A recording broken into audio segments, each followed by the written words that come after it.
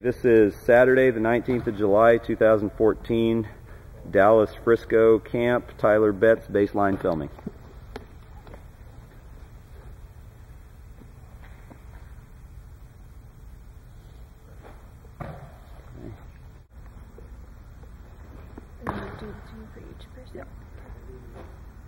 All right, thank you, Tyler. So Tyler, the things that we were looking at in your stance that we're working on this camp is, number one, when you set up, you're frog squatting. And what we mean by that is that your rear end is lower than your shoulders.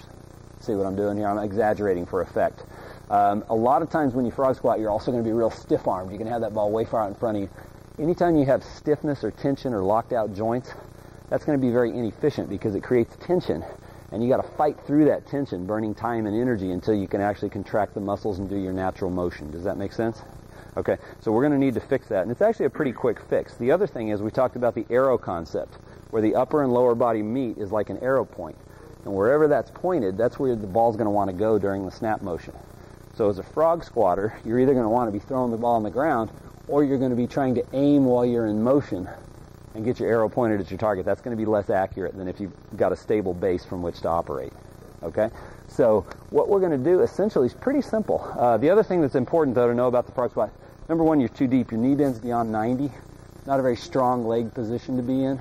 Probably not a place you'd want to sit all day. And your weight's back. Because you're overextended downfield, it pulls your weight forward. And what you're doing to counterbalance that is you're sitting back flat-footed to try and be balanced. So we basically need to relax you a little bit. We need to raise that rear relative to the front end.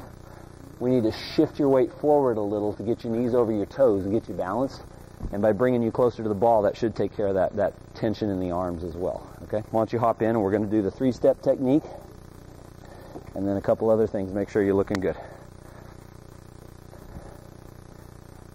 All right, you ready? Okay, first thing I do is I pull you forward. Go ahead and lean on the ball. That gets knee bend to 90 degrees or less, straightens the back, and extends the arms.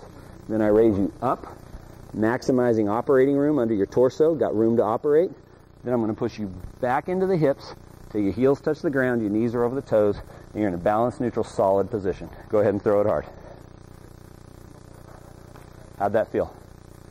Okay, a perfect setup leads to a perfect snap, because when you're set up right, everything goes where it should, which is directly at your target through that arrow point. All right, let's do it one more time. Here's the ball. Do it a little faster this time. You ready? Okay, I pull you forward, raise you up, push you back and in. Don't want you too deep. You feel comfortable there? No tension in the hip flexors? Okay, go ahead and throw it hard. That's looking really solid there, Tyler. One more ball. This time I'm just going to adjust you without doing the three-step. Okay, so you started out, you were frog squatting, ball was out front, sitting on your heels because you're overstretched and off balance. So I raised the rear a little bit, not very high, pushed you forward to get the knees over the toes. That brought you closer to the ball, and you should feel a lot more relaxed in here. Does that feel good? Yes. Throw it hard. That is awesome. Perfect setup, perfect snap. No, let me have one ball back, sir. Thank you. All right, this time you're going to do it on your own. Give me a great snap.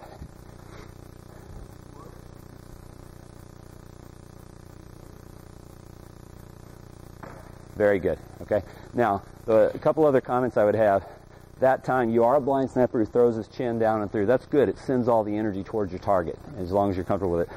But make sure before you snap that you're not just constantly in motion. You want to get set, because you want to control the line. Okay, and then explode when you're ready. Fair enough.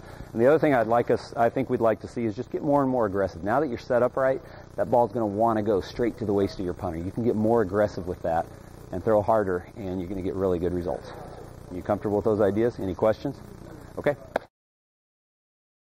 Tyler Betz, final filming. Here we go. So Tyler, we got you balanced out. Quit frog squatting. We leveled you out here, shoulders to hips. You feel balanced? You feel solid? Good two-handed throw. Use your entire body from the tip of your toes to the top of your cranium. Excellent, excellent job. Solid. Same thing, same song, second verse. No more frog squatting. Got you balanced, got you well extended, using the entire body in the snap. Way to take the head through and get everything going in the right direction. Good job.